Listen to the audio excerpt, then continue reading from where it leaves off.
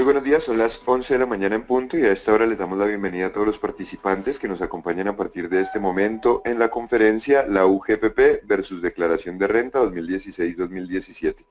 Soy Miguel Gelo, junto con Juan David Alzati y María Mercedes López les damos la bienvenida.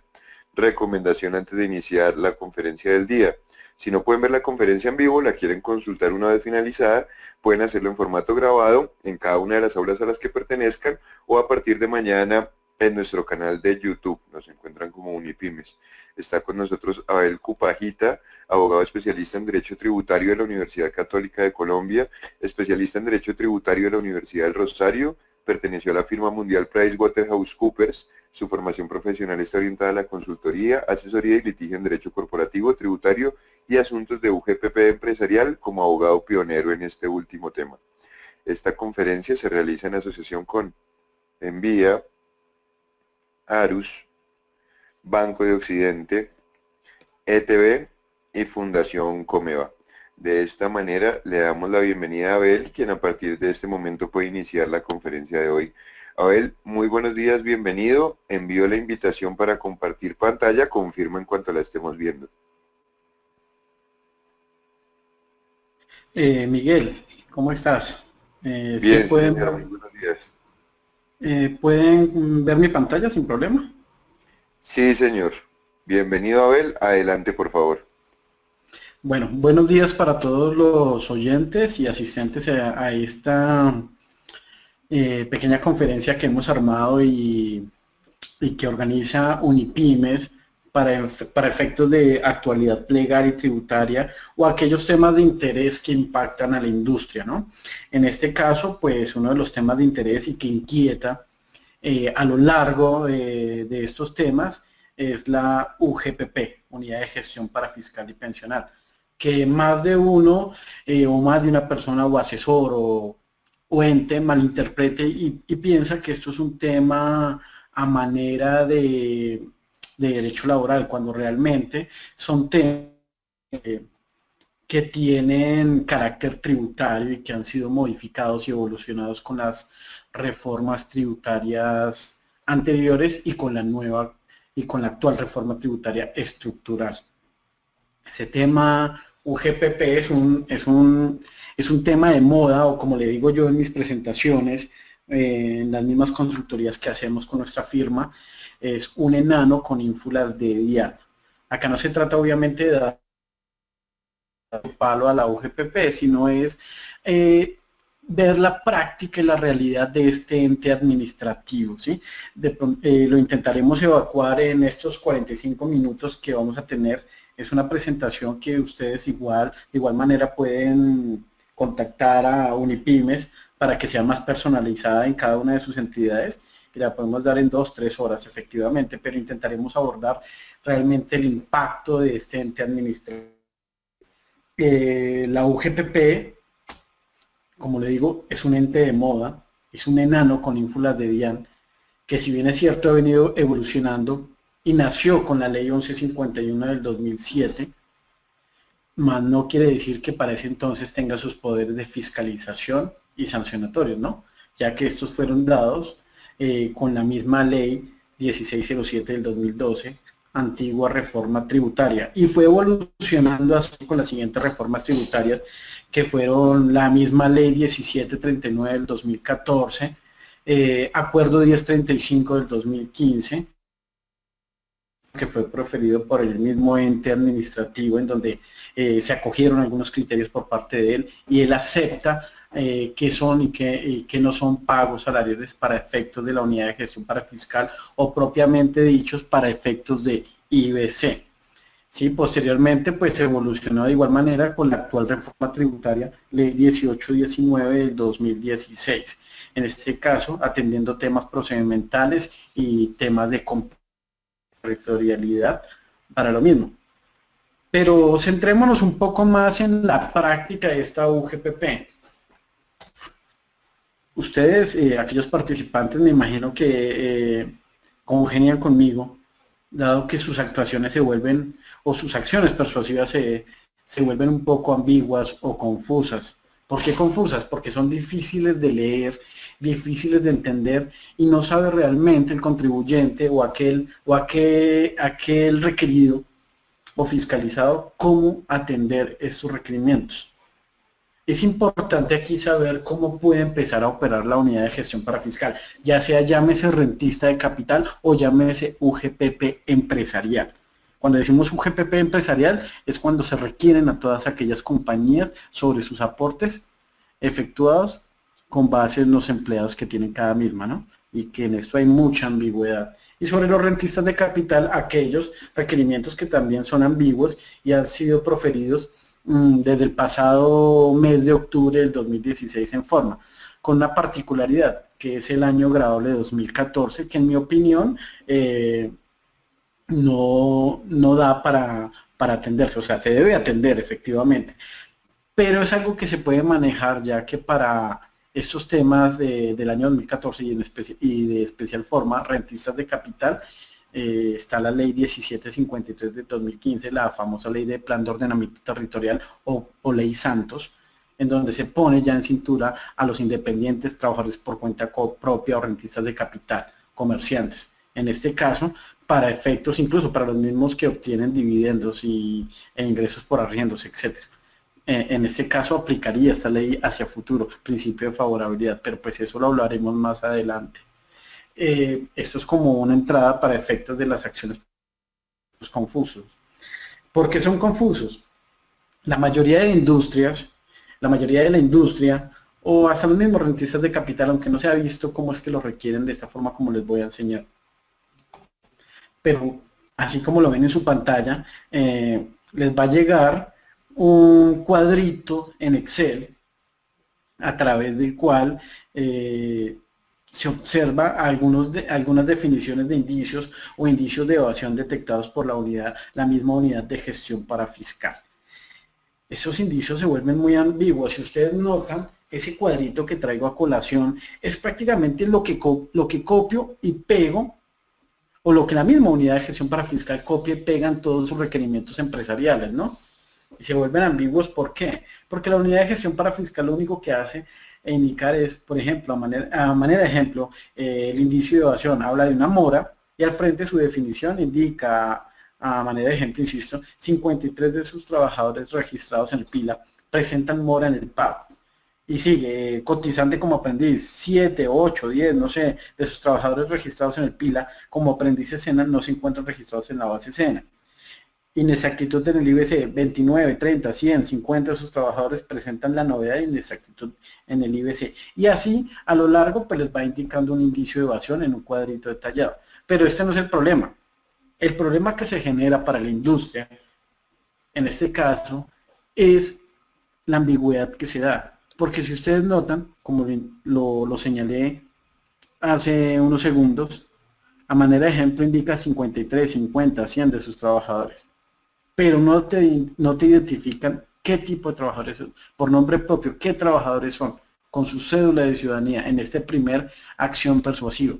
Imagínense ustedes atendiendo una compañía con unos 2.000, 3.000 trabajadores, 1.500, y les digan a ustedes 800 o 1.000 de sus trabajadores registrados en el PILA presentan mora en el pago, o 1.500 de sus trabajadores presentan novedad de inexactitud. Sí, ente administrativo, sí, UGPP, pero indíqueme cuáles son los trabajadores.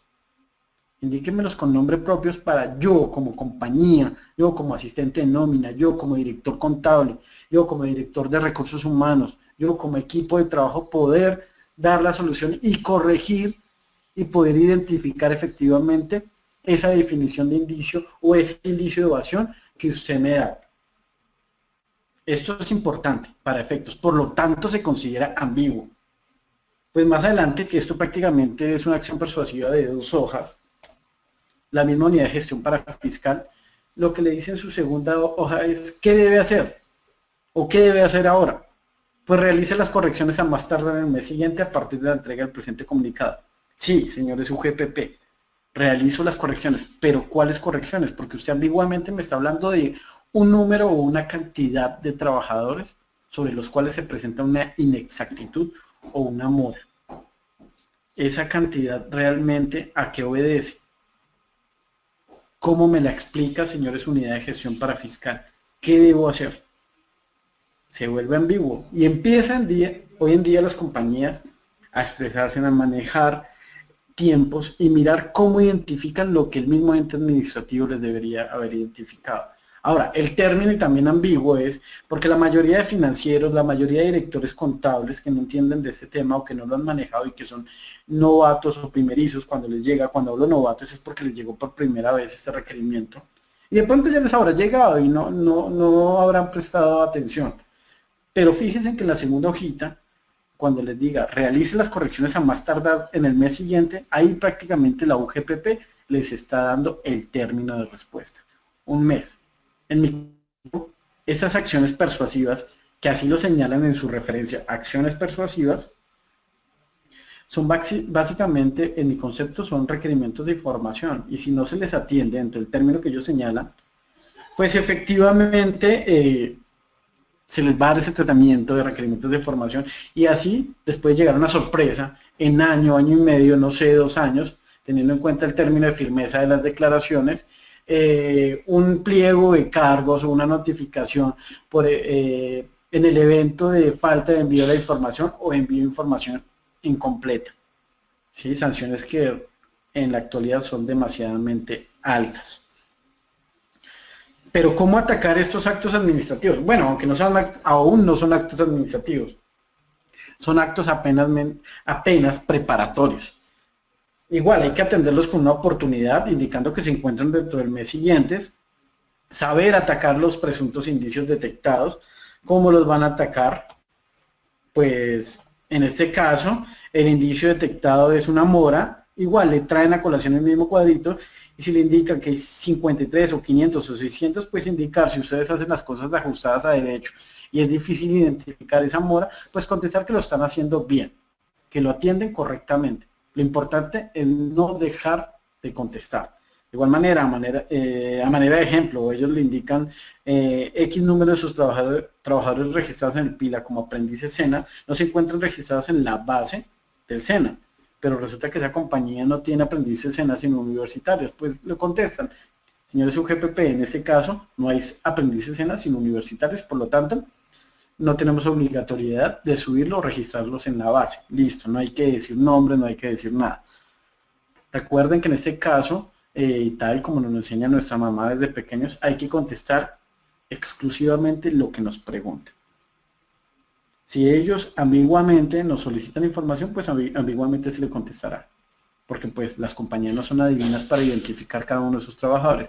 Obviamente si es una compañía pequeña en donde es fácil identificar los trabajadores que están en mora y si los pueden atender y subsanar cualquier inconsistencia que tengan o cualquier mora o inexactitud, háganlo. Ahora, puede ser que se presenten inexactitud por parte de la UGPP y para ustedes esté bien el pago o los aportes realizados, ¿sí? Por controversia de criterios, pues seguirlo manejando como las compañías o como los mismos entes lo han venido manejando así. Pues esto será discutido más adelante ante una jurisdicción de lo contencioso administrativo. Posterior a esto, ya vienen los requerimientos ordinarios de información, que ya en su referencia, como lo dicen, requerimientos ordinarios y o de información. Ya es algo, un tema más a fondo, un requerimiento más a fondo, en donde van a solicitar cierta información. Esta información que es de carácter veraz y la cual involucra temas de nómina, contabilidad y laboral y pagos. Ya este tema es donde realmente la UGPP entra y con base en esto puede determinar un emplazamiento para declarar y o corregir. Y ya liquidar unas sanciones o intereses, ¿no? Recordemos que una de las formas con la que inicia su investigación la unidad de gestión para fiscal son con los mismos requerimientos ordinarios y de información. Facultad que le fue dada con la ley 1607 del 2012 en su artículo 179 y siguientes. Más no con la ley 1151 del 2007, más lo interpreta la UGPP, ya que con la ley 1151 del 2007 tan solo fue nombrada la UGPP como un órgano consultor, más no como un órgano sancionatorio y o investigativo. Es algo que hoy en día estamos debatiendo y estamos llevando a litigio, pues para aquellos contribuyentes que se les han notificado años 2012, 2011 y anteriores, sancionándolos de esta manera, buscando tumbar esos actos administrativos sancionatorios, ¿no? Entonces, requerimiento ordinario de información con el cual se inicia la etapa investigativa, ¿no? Y previamente a esto, pues están las acciones persuasivas o las famosas invitaciones, en su referencia dice invitaciones, a las cuales recomiendo no atender. Todo lo que diga invitación, realmente en mi concepto es pescar en río revuelto. Si las cosas se están haciendo bien, pues no hay por qué contestar igual, no es un requerimiento de información. Mientras que la acción persuasiva ya es un tema un poco más delicado y sí recomiendo atenderla, así sea en 2 hojitas, pero hay que atenderla para efectos de que la UGPP le aplique una sanción por falta de envío de información, que es la misma sanción que le va a aplicar si ustedes no atienden estos requerimientos ordinarios de información, ¿no? Decíamos que pues dentro de estos requerimientos ordinarios y o de información se atienden realmente o se requieren temas de contabilidad, nómina, temas de pagos laborales y algunos temas de impuestos que van relacionados con la causación de los pagos. Es importante atenderlos. Normalmente la UGPP otorga un término mínimo de 15 días para atender estos requerimientos, máximo de 1 mes en su mismo acto de requerimiento de información. Un término de 1 mes que en la práctica no alcanza para las compañías a atender todo lo que solicitan. Ese término se vuelve perentorio, so pena de, insisto, de que les impongan su respectiva sanción por falta de envío de información total o envío parcial de la información. Prácticamente en esos requerimientos de información, insisto, estoy copiando y pegando porque a lo largo de la experiencia que tenemos en atender estos temas y más como abogados pioneros, atendiendo estos mismos requerimientos para varios rentistas de capital e importantes compañías con requerimientos de más de 1.000 millones de pesos, ya sabemos, y hemos llevado ahorita hasta el contencioso con las primeras demandas, ya sabemos realmente cuál es el procedimiento de la UGPP y cómo atenderlo, ¿no? Y nos hemos dado cuenta que prácticamente es la misma información que solicitan. Ahora, si ustedes la pueden tener en cuenta desde ya para irse preparando lo que es 2014, 2015 y 2016, que es lo que se viene a fiscalización ahorita, pues fabuloso que tomen nota sobre lo que se piden los requerimientos de información y así no llegar, no dejarse tomar ventaja para cuando lo requieren no les alcance el tiempo. Realmente, ¿qué es lo que solicita la unidad de gestión para fiscal?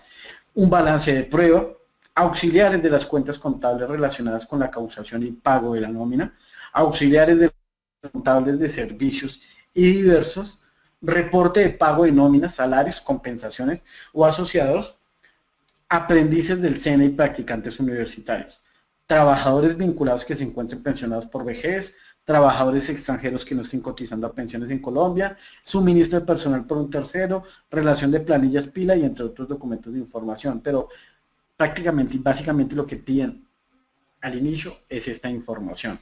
Ahora, el caballito de batalla de la UGPP en información y el problema para las compañías en donde pueden tardar para esa información, básicamente es en los auxiliares de las cuentas contables, relacionadas con la causación y pago de la nómina y relacionadas con los servicios y diversos. Aquí es donde realmente la UGPP entra a investigar a fondo.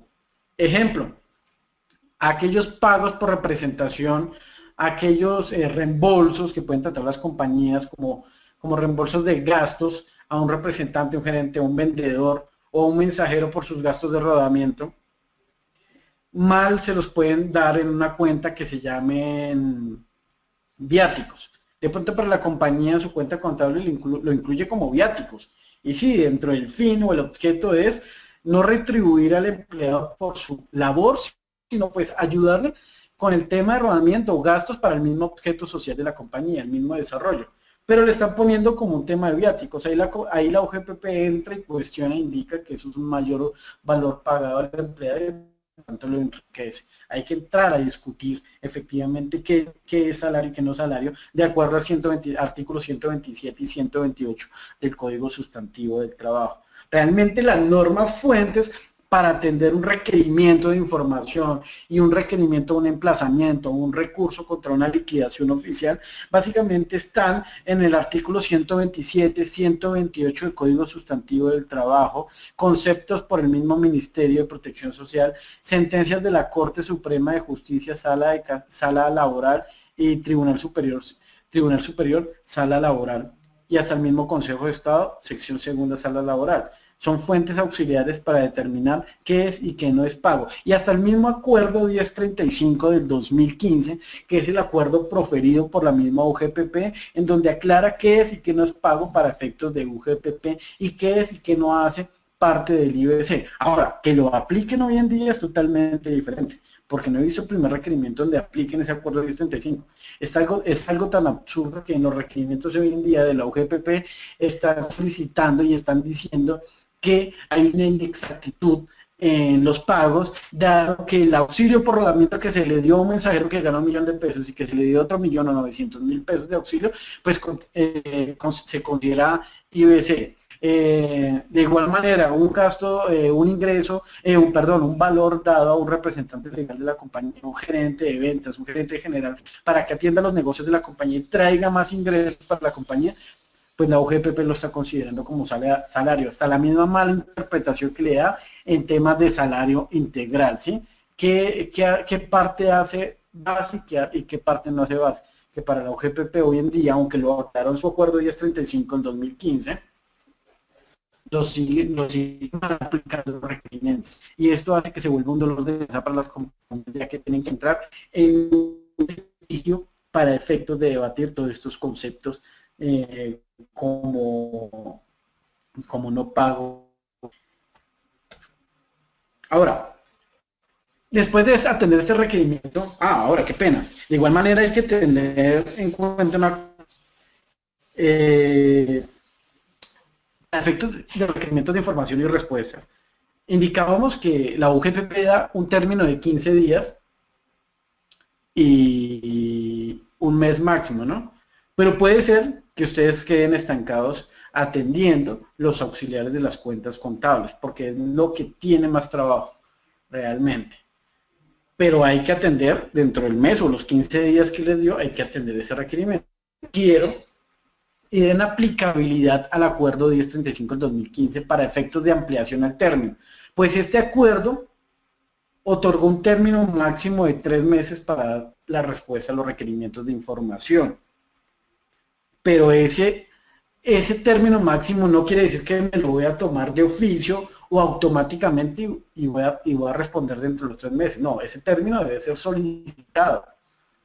Ahora, no cometan el error que cometen la mayoría de personas o entidades o empresas requeridas mediante un proceso de fiscalización, y que es dar la respuesta incompleta y a los 3 meses completan la información. No.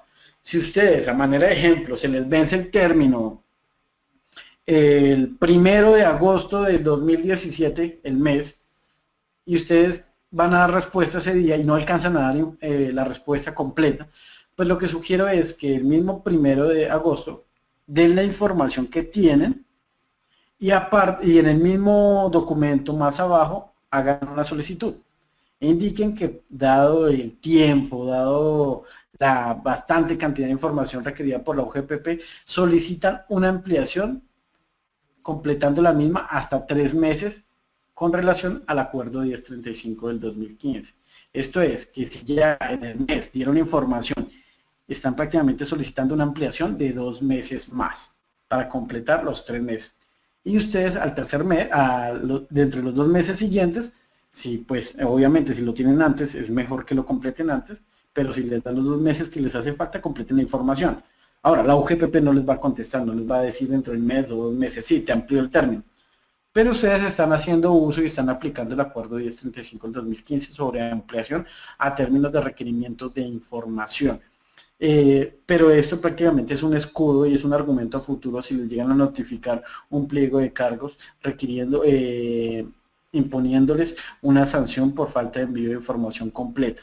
Pues ustedes ya con eso se van a defender para indicar que la información fue dada completa entre su oportunidad y de acuerdo a los términos ampliados, que señala el mismo acuerdo 1035. Entonces, procuren manejarlo así, nunca la solicitud no la hagan por aparte, sino inmediatamente si se ven ya dentro del tiempo, utilícenla. Es importante hacer uso del mecanismo procesal. Hablábamos de igual manera, ya después de agotado un requerimiento de información, hay un inicio, un debate administrativo donde se comienza a fijar ya una litis o se comienza un litigio como tal o un prelitigio. ¿Eso por qué? Porque prácticamente después de que la UGPP evalúe todos los requerimientos de información, toda esa etapa investigativa, la cual suspende términos, pues ya puede determinar efectivamente si prefiere un emplazamiento o no para declarar. Y prácticamente sus etapas son estas: requerimiento de declaración y de corrección, que se debe atender dentro de los 3 meses siguientes, y empieza ya con un poco más de argumentos de hecho y de derecho. En este caso ya se liquida, la UGPP ya hace una liquidación formal indicando los indicios de evasión, nombres propios, un cuadrito en Excel adjunto que me parece también algo muy atípico.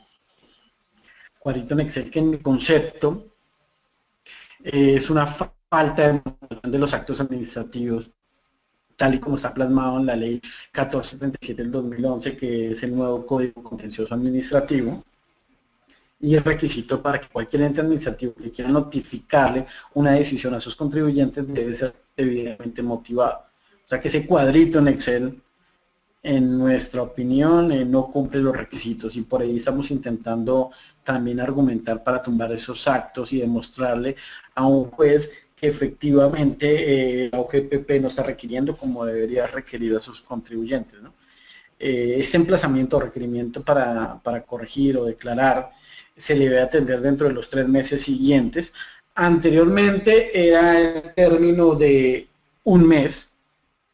Ese mes realmente no alcanzaba para nada, igual las compañías se les vencía términos porque no alcanzaban a atender toda la información, porque pues la UGPP con ese cuadrito en Excel que viene anexo a estos emplazamientos o requerimientos para declarar o estas liquidaciones oficiales, pues es un acto o un cuadro en Excel bastante complejo, que solamente trae registros, registros y registros por subsistemas, y lo cual permite que las compañías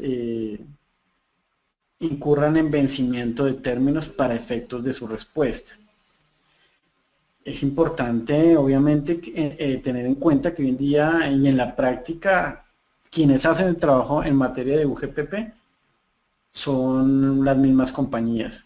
La UGPP lo único que trae a colación es una serie de requerimientos o serie de normas e indica que hay una sanción en los intereses, pero no te motivan esa sanción o esos intereses. ¿De dónde salen? Lo correcto es que me diga por qué Pepito Pérez incurrió en sanción del trabajador Pepito Pérez dentro de la compañía, por qué lo están requiriendo para efectos de fiscalización e imposición de la sanción, porque la compañía omitió. O sea, indíqueme de dónde sale ese valor, pero solamente señalan, es un mes con una X y un año, y ponen a la compañía o el contribuyente a revisar toda la información, entrando en más ambigüedad.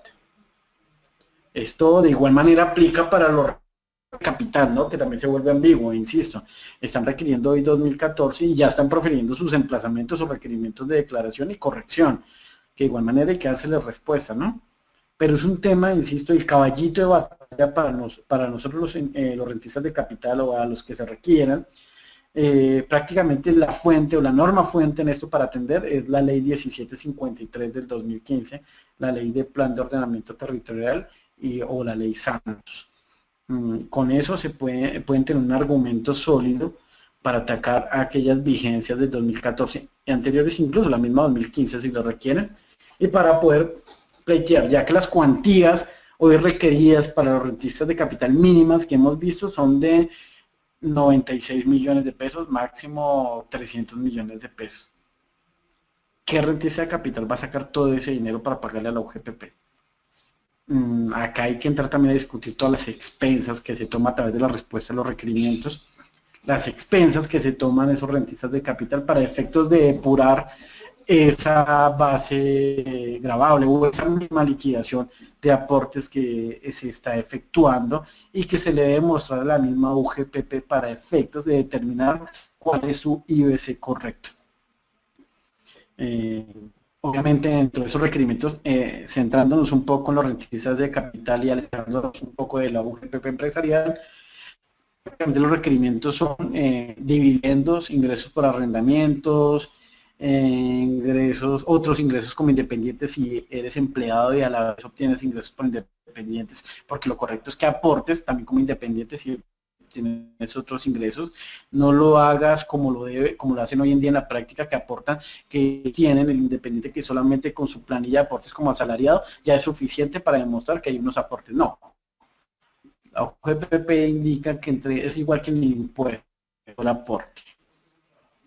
Estos son temas realmente que están preocupando a la industria y a los mismos rentistas de capital, y los cuales pues deben atenderse en debida forma, y es algo que finalmente va a tener que debatirse a futuro, va a tener que solucionarse y darse de una salida jurídica y mirando así quién tiene la razón. Salida que se le otorgará el mismo Consejo de Estado en una segunda instancia, en la sección cuarta de impuestos, que es el competente para estos casos, porque insisto, es un tema de carácter tributario, ya que los aportes se consideran como una tasa y una contribución.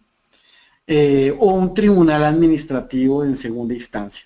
Serán aquellos que nos resuelvan. Hoy en día no existen sentencias en materia de UGPP que nos definan o nos digan quién tiene la razón, si el contribuyente o la misma UGPP en la forma en que está requiriendo, ¿no?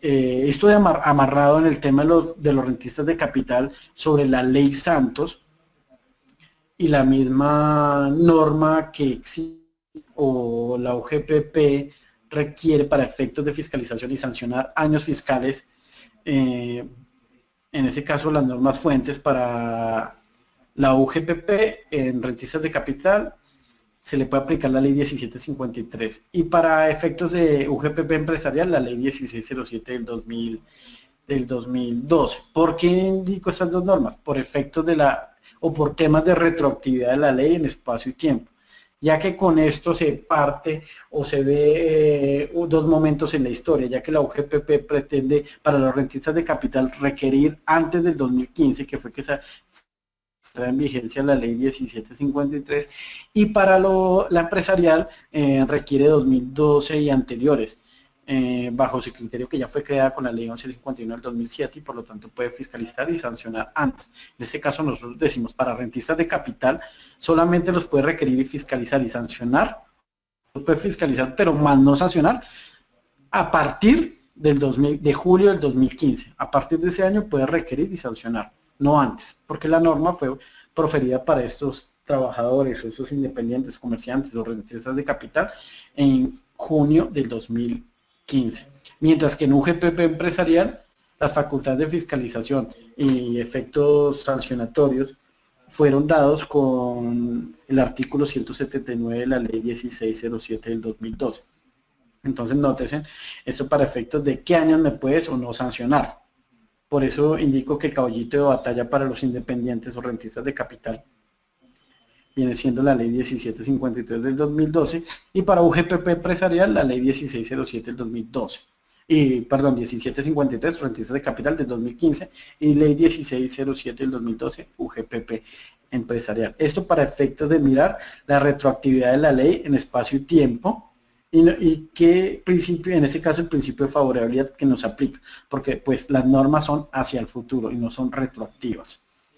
Entonces pueden tener en cuenta para efectos de debatir esos actos administrativos en este caso, ¿no? Ahora, hay que tener en cuenta, de igual manera, en esta etapa de procedimiento especial de la determinación, que es con requerimiento, liquidación oficial y un recurso de reconsideración con el cual se agota, todo esto amarrado a las declaraciones de renta, naturales como de personas jurídicas y la misma información exógena, puesto que la UGPP ya está conectada con el sistema MUISCA de la DIAN, el cual todo lo que sea por información de exógena reporta y pasa a la base de datos de la unidad de gestión parafiscal. Pues es de ahí donde la misma unidad de gestión parafiscal toma información para efectos de requerir a varios rentistas de capital y varias compañías, ya que hacen un comparativo con la misma declaración de renta.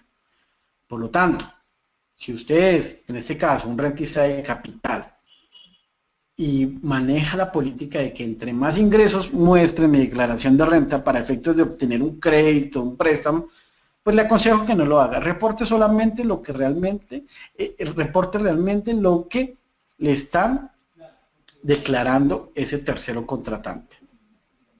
Pues si es dinero entregado en la mano y que pasa por un régimen común, por una información exógena, no lo reportan porque se están haciendo un mal.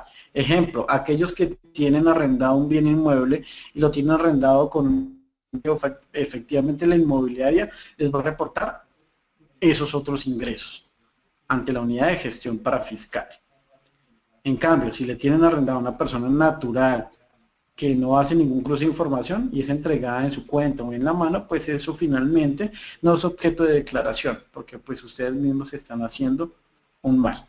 Ahora, los dividendos también, en este caso rentistas de capital y que son objetos de requerimiento de emplazamientos o liquidaciones oficiales para los rentistas de capital, la teoría de la UGPP es que usted recibe el dividendo como accionista, lo recibe, no sé, en mayo del 2017 sobre los dividendos del 2016.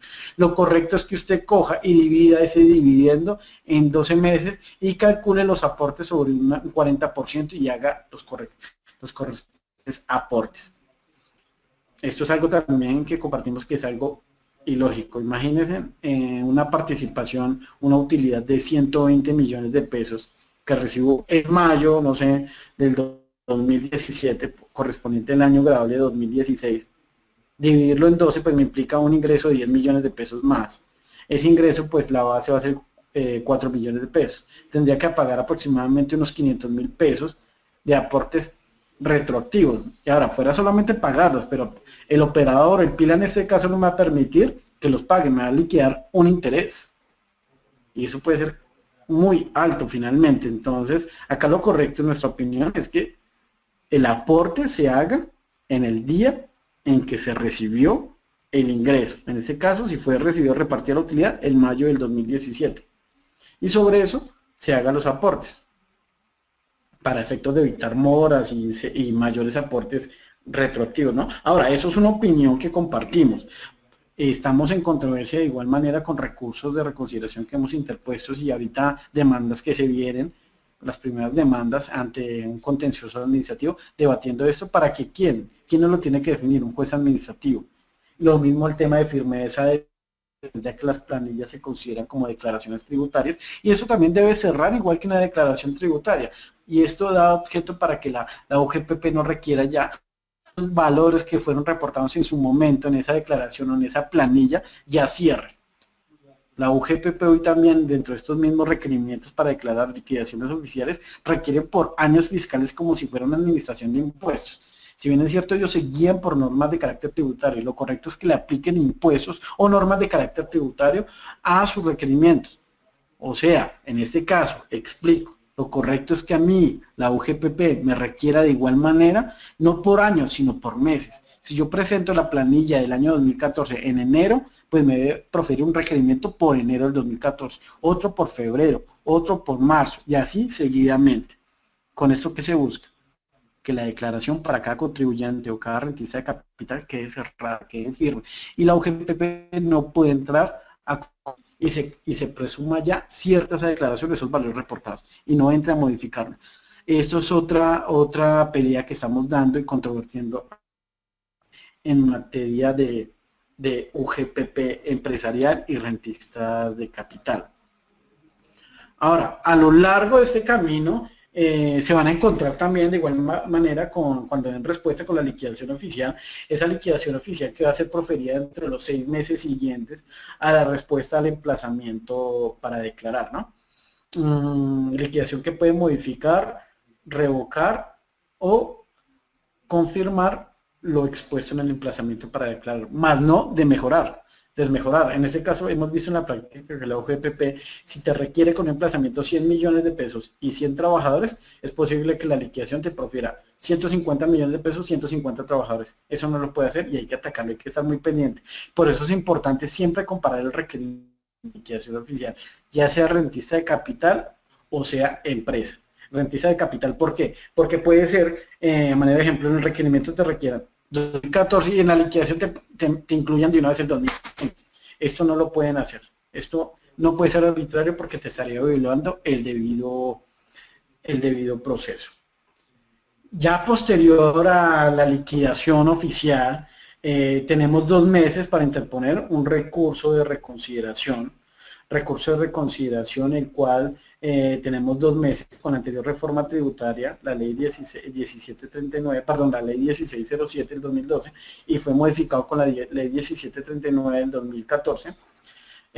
Antes era solamente 10 días para un recurso, con el cual se agotaba la vía gubernativa. Hoy tenemos, ese recurso es muy importante, llámese para rentista de capital o llámese para compañía, porque en este recurso, amarrado con la respuesta al requerimiento de emplazamiento para declarar, se deben incorporar todos los argumentos de hecho y de derecho para efectos de atacar esos actos administrativos. Argumentos que prácticamente se dividen en 2, temas procedimentales sustanciales y temas de fondo.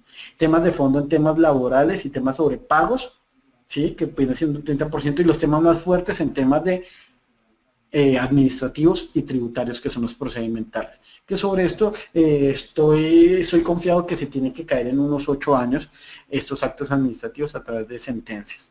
Este tema es nuevo y, insisto, no lo van a encontrar en sentencias que hablen en contra de la UGPP. Aún no, esto lo vamos a ver en unos 8 o 9 años. Incluso hay demandas que todavía están estancadas por el tema de admisión de las mismas y que tenemos con varias compañías, pero por la misma colapso en el sistema que se tiene.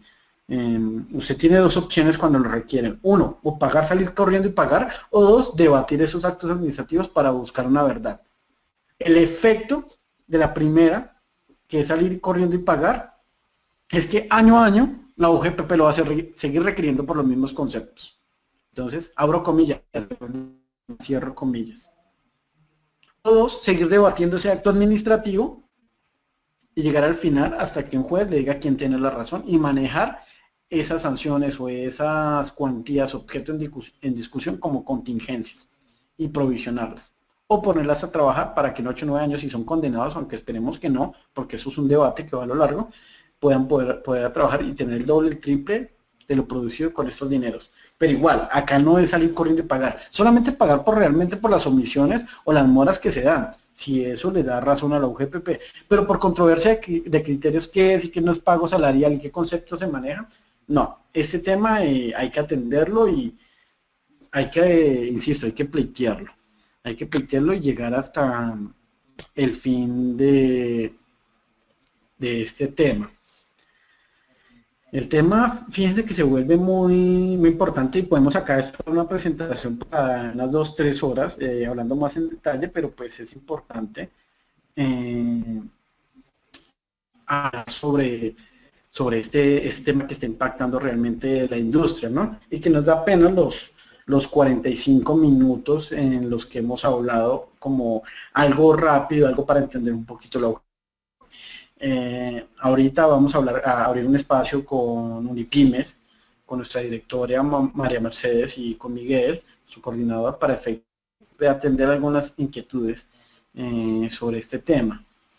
Entonces recuerden, cualquier requerimiento que les lleguen es importante entenderlo, asesorarse en externa, mirar qué posibilidades hay para atacarlos. Se van a encontrar con varias ambigüedades, varias atipicidades del ente administrativo a lo largo que práctica se va a ver cuando estén metidos, va a haber la coacción, va a haber la inseguridad jurídica al final, se van a encontrar con muchas cosas que los van a sorprender. Incluso agotado todo el debate gubernativo y lo atípico que se van a encontrar a lo largo del mismo, se van a encontrar con temas en donde ustedes se van a sentir inseguros jurídicamente y que la misma UGPP, sin respetar los tiempos de respuesta o la firmeza de los actos de acuerdo al artículo 829 del Estatuto Tributario, pues igual les van a iniciar procesos coactivos y procesos en donde les van a embargar cuentas, y pues actualmente estamos en eso con otras industrias.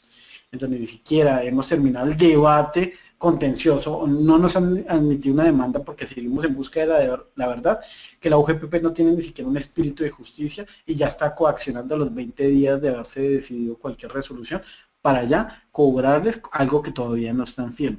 Pero esto obviamente, insisto, va amarrado con el tema de la firmeza de las declaraciones, firmeza y ejecutoria de los actos administrativos, motivación de los actos administrativos, temas de argumentos procedimentales y sustanciales, tanto en empresarial, UGPP empresarial, como UGPP rentista de capital. Con esto terminamos esta presentación, que igual, insisto, pueden contactarnos con Unipymes si quieren una presentación personal en las compañías, donde pues serán, ya hablaremos de pagos laborales, UGPP amarrado en contexto también con declaraciones de renta, y podemos manejarlo personalmente con Unipymes y ir a dictar este tema. Muchas gracias por escucharnos. Esperemos estar en contacto con ustedes. Cualquier inquietud pueden visitar también de igual manera nuestro portafolio www.sescolaabogados.com o www.abelcupagitaabogado.com, y pues acá podrán observar toda nuestra experiencia y práctica que manejamos, no solamente en estos temas de UGPP, sino en temas corporativos y tributarios. Muchas gracias, y Miguel, por favor, abramos el espacio para ver qué inquietudes podemos atender, y aquellas que sean complejas, pues las atenderemos por correo electrónico, pero abramos el espacio. Muchas gracias. Gracias, Miguel. Perfecto. Abel, muchísimas gracias. Les recuerdo, para quienes no lo tengan claro, no lo hayan visto, el 27 de julio tenemos un consultorio jurídico de cómo atender requerimientos de la UGPP con éxito. Esto va a ser el 22 de junio, 27 de julio, es 27 de julio tenemos acá. Para conocerlo lo pueden conocer en tienda empresarial, tiendaempresarial.com. Vamos a pasar por el primer sondeo antes de iniciar la ronda de preguntas, y más adelante listo, allí lo tienen. Más adelante haremos un segundo sondeo para conocer si quieren más información con respecto al consultorio jurídico. La primera pregunta es: ¿se desarrolló con claridad la conferencia de hoy? Se desarrolló con claridad la conferencia de hoy. Para contestar, solo deben dar clic en una de las opciones en pantalla. Leemos nuevamente la pregunta: ¿se desarrolló con claridad la conferencia de hoy? Para contestar, solo deben dar clic en una de las opciones en pantalla. Perdón, ahora sí hago la salvedad con respecto al consultorio jurídico, cómo atender requerimiento de la UGPP con éxito. Va a ser el 27 de julio de 10 a 12. Si ustedes quieren más información, en un segundo va a aparecer un nuevo sondeo para conocer quiénes de ustedes quieren ser parte del consultorio jurídico. Pero ahora podemos cerrar este primer sondeo mientras llega el segundo. Recordar, el 27 de julio de 10 a 12, ya vamos a abrir otro sondeo para conocer quién quiere mayor información. Un asesor se contactará con aquellas personas que digan que sí, para darles a conocer pues las condiciones del consultorio. Allí lo tienen, ya está. ¿Desea recibir más información del consultorio jurídico? Para contestar, solo deben dar clic en una de las opciones en pantalla. ¿Desea recibir más información del consultorio jurídico? Para contestar, solo deben dar clic en una de las opciones en pantalla. ¿Sí o no? La leemos por tercera vez. ¿Desea recibir más información del consultorio jurídico? Se llevará a cabo el 27 de julio de 10 hasta el mediodía. Perfecto, de esta manera cerramos el sondeo e iniciamos ronda de preguntas. En pantalla van a tener correo que le pueden hacer llegar a ver las inquietudes que no podamos resolver en vivo, las que surjan a partir de la sesión. Franci Díaz pregunta: si los ingresos son superiores a 25 salarios mínimos, ¿tiene tope para salud y pensión? ¿Qué pasa con los parafiscales? ¿Me repites la pregunta, Miguel? No te escuché bien. Sí, señor, dice Franci: si los ingresos son superiores a 25 salarios mínimos legales vigentes, ¿tiene tope para salud y pensión? ¿Qué pasa con los parafiscales? Bueno, en este punto es importante tener en cuenta, no es que los ingresos sean superiores, efectivamente, sí, tú debes hacer unos aportes sobre un máximo de 25 salarios, y ese es el aporte máximo, y llámese en tema de parafiscales, es el total sobre el cual debes aportar. Ya con esto efectivamente no tendrías ningún inconveniente y si te requieren a futuro, pues estás cotizando sobre el máximo total de que son los 25 salarios mínimos. Muchas gracias, Abel. Le abro el micrófono a Daisy Vela. Daisy, bienvenida. Daisy, muy buenos días.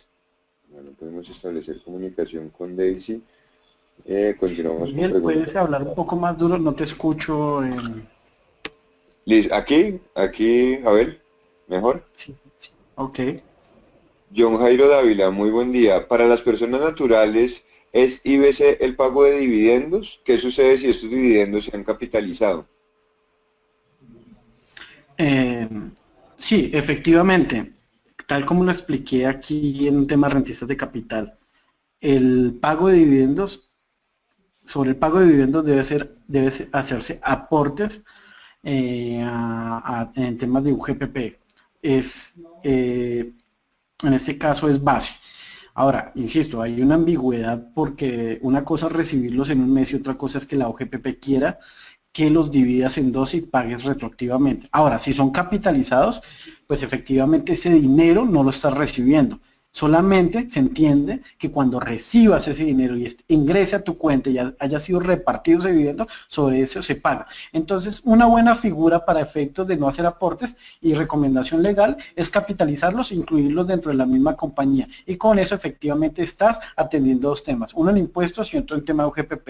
Uno porque no estás pagando el impuesto sobre el pago a los dividendos cuando se distribuyen, y dos, porque efectivamente no está entrando ese dinero y por lo tanto al no haber ingreso, pues no hay aportes. Pero lo correcto es que según la teoría de la UGPP, es que hagas aportes sobre los dividendos, dividiéndolos en 12.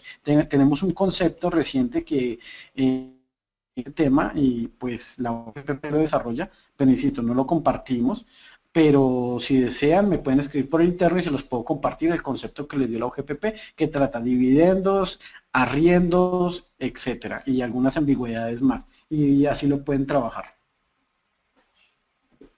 Gracias, Abel. Continuamos con pregunta de Marco Montaño. Cuando el representante legal no quiere reunir a los socios para nombrar revisor fiscal, a pesar de tener la obligación, ¿dónde se debe presentar la queja? Bueno, esto es un tema más legal, a diferencia del tema UGPP, lo que estamos hablando, ¿no?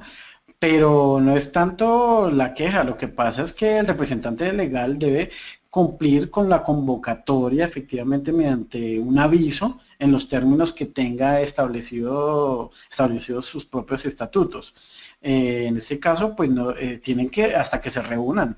Obviamente, si esto está sujeto a decisión unánime por parte de la Junta Directiva o la Asamblea de Accionistas, hasta que se reúnan para efectos de nombrar el revisor fiscal. Lo que pasa es que cada asamblea donde no haya quórum, pues tiene que dejar la salvedad, pero pues eso debe estar sujeto a los estatutos y debe haber un porcentaje. Habría que ver los estatutos que, como es un acuerdo privado, qué plasmaron o qué condiciones o qué sanciones plasmaron para aquellos que no asistan y cómo se toma la decisión. Pero lo correcto es, sin conocer los estatutos, y fijando las fechas de asamblea hasta que haya quórum para que así decidan y se nombre el revisor fiscal. Muchas gracias, Abel. Les recuerdo que, excepto por el correo de sala abierta en el que les indicamos que ya va a iniciar la sesión, nosotros no enviamos nada por correo. Esta sesión la pueden consultar o se pueden dirigir directamente a Abel en caso de cualquier pregunta al correo que tienen en pantalla. Pregunta Carmen Montilla. Buenos días. Cuando se aporta como independiente, ¿se toma en cuenta para el IBC los pagos recibidos por gastos de representación que no están incluidos en el contrato por honorarios? Miguel, se te cortó un poco. ¿Me vuelves y me repites la pregunta, por favor? Sí, señor. Cuando se aporta como independiente, ¿se toma en cuenta para el IBC los pagos recibidos por gastos de representación que no están incluidos en el contrato por honorarios? Bueno, en este tema, cuando estamos hablando de rentistas de capital, eso serían expensas. Hay que mirar qué expensas necesarias.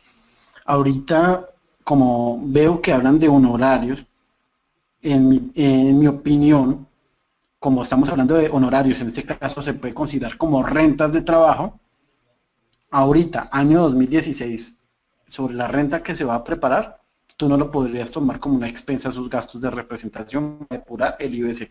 Acá lo único que puedes tomar como expensas necesarias en rentas de trabajo sobre honorarios y para efectos de calcular el IBC en aportes, realmente viene siendo la misma salud prácticamente, o aquellos gastos de nómina que ya has incurrido con tus empleados, etcétera, como independiente.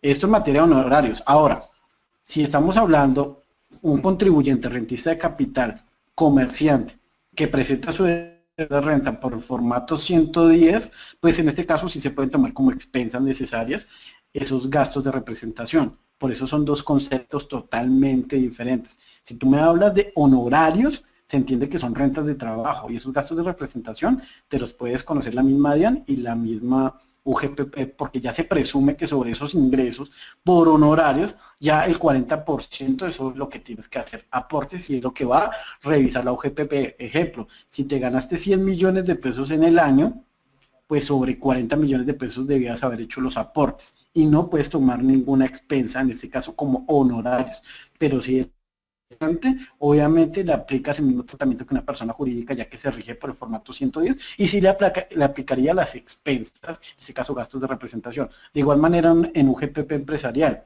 si tú tienes a tu representante legal y le vas a hacer los aportes, en este caso no hace parte del IBC esos gastos de representación. Pero fíjate que son conceptos totalmente diferentes. Muchas gracias, Abel. Le abro el micrófono a María Consuelo Vivas. María Consuelo, bienvenida, muy buenos días. Perdón, un segundo. Le abro el micrófono nuevamente a María Consuelo. Bueno, María Consuelo, me parece que tiene algún inconveniente técnico que me impide abrir el micrófono. Retomamos preguntas del chat. Jairo Restrepo, una persona pensionada que tiene 2 casas y recibe su arrendamiento, ¿debe volver a cotizar a salud y a pensiones? ¿Qué base se debe cotizar? Sí, efectivamente, Miguel, frente a esta pregunta, acá solamente se debe hacer aportes a salud, más no a pensión, porque la pensión ya la tiene. Efectivamente es una persona jubilada. Entonces, si esa persona pensionada, mediante un contrato de prestación de servicios o mediante de arrendamiento, obtiene ingresos por arrendamiento de aquellas casas que tiene, efectivamente de tomar el 40% y hacer los aportes a salud, más no a pensión. Entonces, obviamente, su carga impositiva frente a los aportes baja, pero sí, hay que hacer los aportes, independiente de que sea pensionado. El único aporte que se omite es la pensión porque ya la tiene efectivamente. Ahora, eso es otra cosa totalmente distinta al momento que es una empresa a la que le está prestando el servicio de arrendamiento y le exija los aportes a la seguridad social. Acá en este caso la ley lo exime e indica que pues no es requisito para aquellas personas naturales que arriendan que hagan sus aportes a la seguridad social. Entonces, aquella empresa contratante o arrendataria puede también mandar al gasto esas cuentas de cobro que son emitidas por el arrendador persona natural, pero son conceptos totalmente independientes. Pero concluyendo, sí voy a hacer aportes sobre un 40% del ingreso que obtenga mes a mes. Y tener en cuenta también lo que decía en la presentación, pero si esos ingresos son recibidos a través de inmobiliaria, pues que reporta, hace cruces de información exógena, pues tendrá que hacerlo. Pero si tú le rentas a otra persona natural, digamos en este caso a Abel Cupajita, y yo no soy obligado a reportar información exógena, solamente saco mi bolsillo y te pago, pues eso no da lugar a que tú lo reportes y pagues de más, o sea, no amerita. Abel, muchísimas gracias por la conferencia de hoy. Infortunadamente por cuestiones de tiempo no podemos seguir resolviendo en vivo. En pantalla tiene correo al que le pueden hacer llegar a ver las preguntas que no pudimos resolver en vivo, las que surjan a partir de la sesión. Y también un asesor a las personas que dijeron sí en la segunda pregunta, con respecto a más información del consultorio jurídico, nos vamos a estar contactando para que conozcan las condiciones de esa sesión, que es de 10 a 12 el 27 de julio. Abel, en nombre de la Escuela Empresarial Latino Unipymes expresamos nuestro agradecimiento y a ustedes, señoras y señores, les damos las gracias por su permanencia y atención. El miércoles 12 de julio continuamos con la conferencia Técnicas para gestionar su área de compras con éxito con la experta Sonia Esperanza Camargo Solano. Unipymes, la Escuela Empresarial Latina, les desea una feliz semana. Hasta pronto.